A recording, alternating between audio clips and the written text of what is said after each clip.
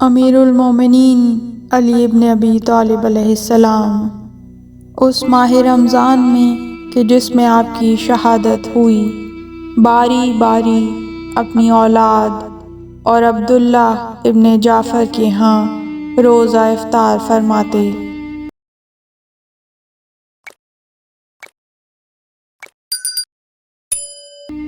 آپ کی غذا بہت کم ہو چکی تھی، چند لقموں پر اکتفا کرتے، اور پوچھا جاتا تو فرماتے، میں چاہتا ہوں کہ جب میری موت آئے تو میں خالی شکم ہوں۔ 19ویں شب کو امام اپنی دختر جناب ام کلثوم کے ہاں تشریف فرما تھے۔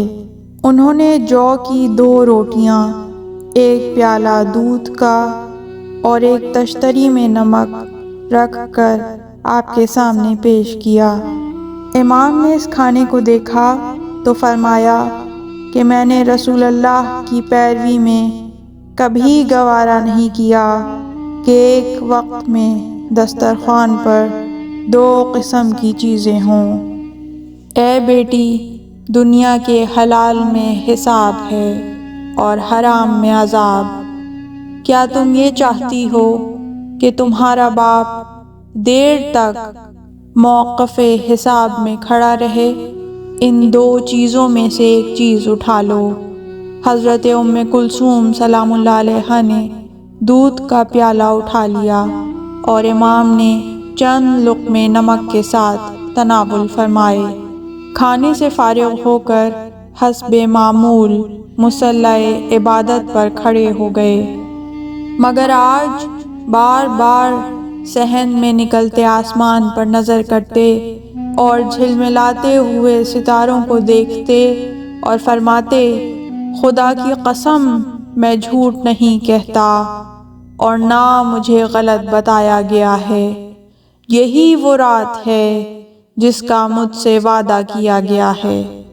امام علیہ السلام قرب و اضطراب کی حالت میں کبھی سورہ یاسین کی تلاوت کرتے، کبھی انا للہ و انا الیہ راجعون، اور کبھی لا حول ولا قوة الا باللہ العلی العظیم پڑھتے، اور کبھی کہتے، اللہم بارک لی فی الموت، خدایا موت کو میرے لیے بابرکت قرار دے۔ جناب ام کلثوم نے یہ کیفیت دیکھی تو عرض کیا کہ بابا جان، آج آپ اتنے پریشان حال کیوں ہیں؟ فرمایا کہ بیٹی، آخرت کی منزل درپیش ہے اور میں اللہ کی بارگاہ میں جانے والا ہوں۔ حضرت ام کلثوم نے آنکھوں میں آنسو بھر کر کہا کہ بابا جان، آج آپ مسجد میں تشریف نہ لے جائیں، جعدہ بن حبیرہ موجود ہیں، انہیں حکم دیجئے کہ وہ نماز پڑھا دیں۔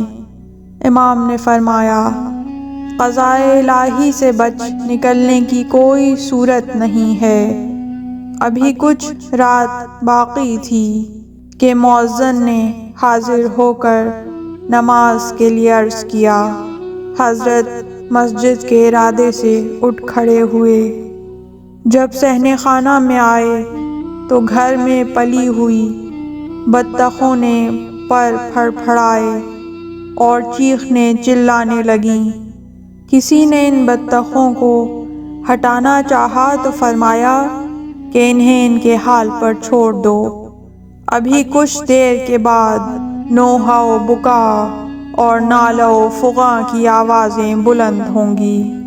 حضرت ام کلثوم نے عرض کیا کہ بابا، آج آپ کیسی باتیں کر رہے ہیں؟ فرمایا، کلمہ حق تھا جو میری زبان پر جاری ہو گیا ہے۔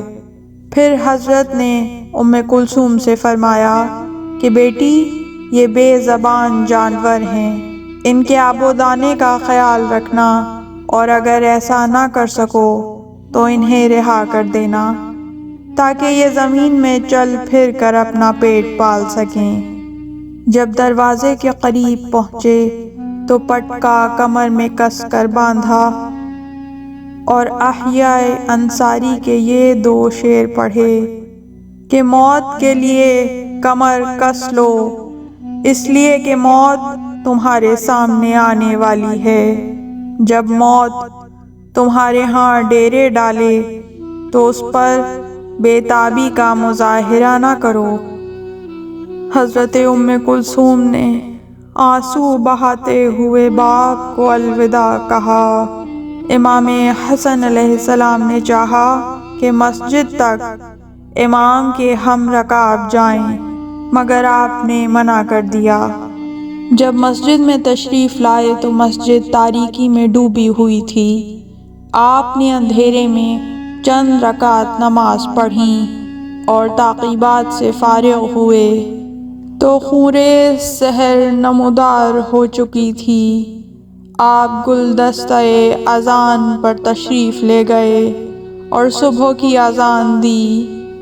یہ امام کی آخری اذان تھی جو مسجد سے بلند ہوئی اور کوفے کے ہر گھر میں سنی گئی۔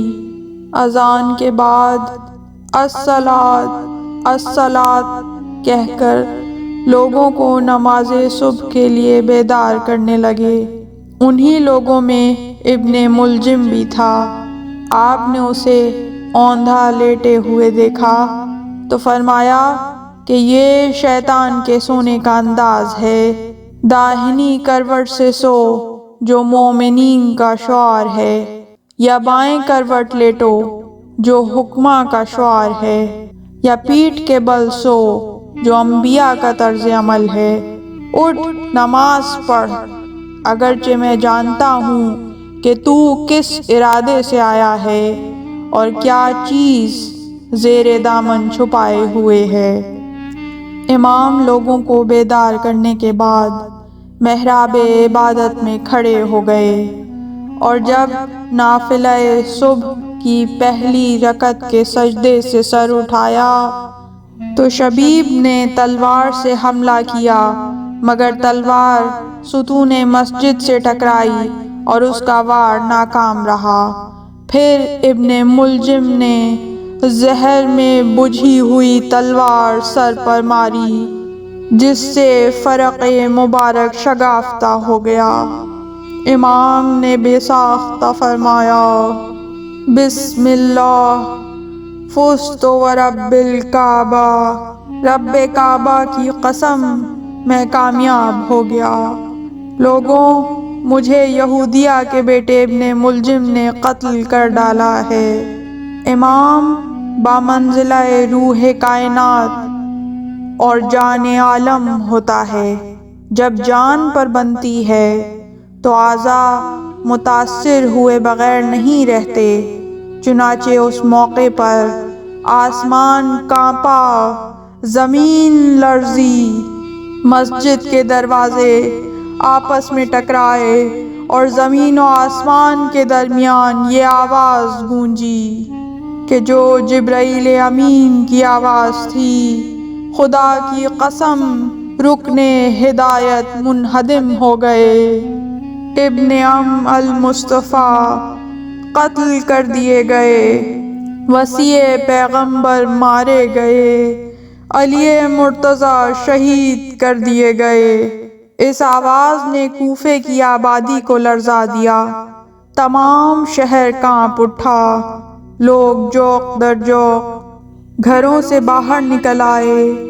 امام حسن اور امام حسین علیہم السلام سراسیمہ و پریشان حال مسجد کی طرف دوڑے، جہاں لوگ پھوٹ پھوٹ کر رو رہے تھے اور چیخ چیخ کر کہہ رہے تھے کہ امیر المومنین شہید کر دیے گئے۔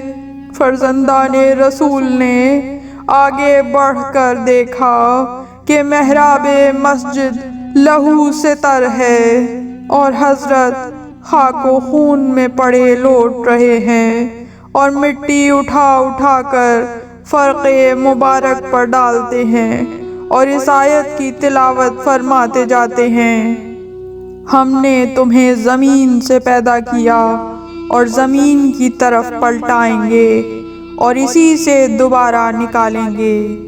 امیر المومنین کے چہرہ و سر کو خون میں رنگین دیکھ کر امام حسن آگے بڑھے، گلوگیر آواز میں بابا کو مخاطب کیا۔ امام نے سر اٹھا کر حسن کو دیکھا اور فرمایا، بیٹا پہلے نماز ادا کرو۔ چنانچہ امام حسن علیہ السلام نے نماز پڑھائی اور خود امام علی نے بیٹھ کر نماز ادا کی۔ نماز سے فارغ ہو کر امام کو محراب مسجد سے صحن میں لایا گیا۔ اس وحشت ناک خبر کو سن کر لوگ سمٹ کر مسجد میں جمع ہو گئے، ہر آنکھ اشک بار اور ہر دل غم سے فگار تھا۔ امام حسن علیہ السلام نے قاتل کے بارے میں دریافت کیا تو مولا علی نے فرمایا، مجھے ابن ملجم مرادی نے قتل کیا ہے، اور باب کندہ کی طرف اشارہ کرتے ہوئے کہا کہ ابھی اس دروازے سے اسے لایا چاہتے ہیں۔ اتنے میں باب کندہ کی طرف سے شور اٹھا اور ابن ملجم گرفتار کر کے لایا گیا۔ مجمع غم و غصے سے بے قابو ہو رہا تھا، آنکھوں سے غیظ و غضب کی چنگاریاں نکل رہی تھیں اور ہر شخص اس پر لعنت بھیج رہا تھا۔ جب اسے امام حسن علیہ السلام کے سامنے لایا گیا تو امام نے اس سے کہا کہ اے بدبخت و لعین، تو نے امیر المومنین کو قتل کر دیا ہے، کیا یہ ان احسانات کا بدلہ ہے جو انہوں نے ہمیشہ تم پر کیے؟ ابن ملجم سر جھکائے کھڑا رہا اور کسی بات کا جواب نہ دیا۔ امیر المومنین نے نقاہت سے آنکھیں کھول کر اسے دیکھا اور فرمایا کہ اے ابن ملجم، کیا میں تیرا اچھا امام نہ تھا؟ کیا میرے احسانات بھلا دیے جانے کے قابل تھے؟ اس پر ابن ملجم نے کہا، نعم الامام، آپ سے بہتر امام تو کوئی تھا ہی نہیں، کیا آپ اسے چھڑائیں گے جو دوزخ کا سامان کر چکا ہو؟ اس کے بعد امام علی علیہ السلام نے امام حسن علیہ السلام کی طرف رخ کیا اور فرمایا کہ اے فرزند، اگر میں زندہ بچ گیا تو مجھے اختیار ہوگا کہ اسے سزا دوں یا معاف کر دوں، اور اگر اس ضربت کے نتیجے میں چل بسا تو تم اسے قصاصاً قتل کر دینا اور ایک ضربت کے بدلے ایک ضربت لگانا، اور قتل کے بعد اس کے ہاتھ پیر نہ کاٹنا، اور ایام اسیری میں جو کھانا خود کھاؤ وہ اسے کھانے کے لیے دینا، اور جو خود پینا وہ اسے پینے کے لیے دینا۔ اب لوگ مولا کو ہاتھوں پر اٹھا کر گھر میں لائے۔ گھر کے اندر اور گھر کے باہر کوہرام بپا تھا۔ امام حسن علیہ السلام گریہ و زاری کی آوازیں سن کر باہر تشریف لائے اور فرمایا کہ اے لوگوں، امیر المومنین فرماتے ہیں کہ تم اپنے اپنے گھروں کو واپس جاؤ۔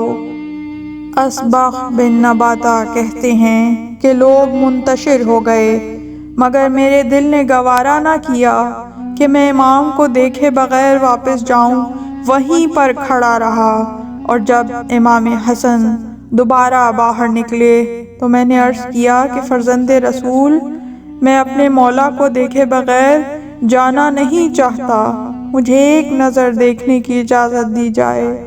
امام حسن اندر تشریف لے گئے اور کچھ دیر کے بعد باہر نکلے اور مجھے اپنے ہمراہ اندر لے گئے۔ میں نے دیکھا کہ امام کے سر پر زرد رنگ کی پٹی بندھی ہوئی ہے اور چہرے پر زردی چھائی ہوئی ہے۔ میں پٹی اور چہرے کی رنگت میں تمیز نہ کر سکا اور بے ساختہ رونے لگا۔ امام نے مجھے روتے دیکھا تو فرمایا کہ اے اصبغ، رو نہیں، میں جنت کی طرف جا رہا ہوں۔ میں نے کہا کہ یا امیر المومنین، مجھے معلوم ہے کہ آپ جنت میں جائیں گے، مگر میں تو آپ کی جدائی پر روتا ہوں۔ اب ہمارا کون پرسان حال ہوگا؟ اور یتیموں اور بیواؤں کی کون دستگیری کرے گا؟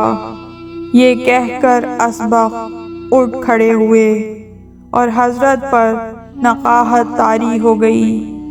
امام حسن نے دودھ کا ایک پیالہ پیش کیا۔ آپ نے کچھ پیا اور فرمایا کہ ابن ملجم کو بھی دودھ کا شربت دیا جائے۔ اس عرصے میں کوفے کے طبیب جمع ہو گئے، ان میں مشہور جراح اور ماہر طبیب اسیر ابن عمرو سکونی۔ اس نے زخم کا جائزہ لینے کے بعد کہا کہ اس کاری ضرب سے جانبر ہونے کی کوئی صورت نہیں ہے۔ زہر آلود تلوار سے مغز سر بھی متاثر ہوا ہے اور جسم میں بھی زہر پھیل چکا ہے۔ یہ سن کر سب کو حضرت کی زندگی سے نا امیدی ہو گئی، سینوں میں دل بیٹھنے لگے اور آنکھوں سے آنسو بہنے لگے۔ امام نے 19ویں اور 20ویں رات انتہائی کرب و تکلیف میں گزاری، اور جب 21ویں رات کا 2/3 حصہ گزرا تو حالت دگرگوں ہو گئی۔